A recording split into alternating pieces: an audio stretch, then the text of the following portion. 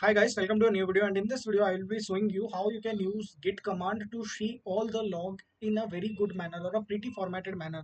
How you can check it, because when we check the logs it is actually very hectic for us when we see a lots of messages unnecessary which are written there. We need what?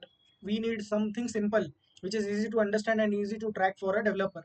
So for that, what you need to do, you need to just open the terminal in the project folder where which is already initialized as a git repository. There what you can write git log. Let me show you first how it looks initially. You can see it looks something like this, which is very much hectic for us, because see, you have to see the date, you have to see this bigger commit messages, and a lot of things are there. But we basically need this commit message as very important, and this, because message as well as commit hash, these are the two important things which as a developer you need when you are doing working with the git. Okay, so how we can check it? So very simple thing it is. So first let me clear my screen. The command is git log minus minus one line. What it does basically is that it will give you all the list of hashes as well as the messages, so you can easily get a track of it. Okay, like if you want to track it, you can easily track by using this git log command.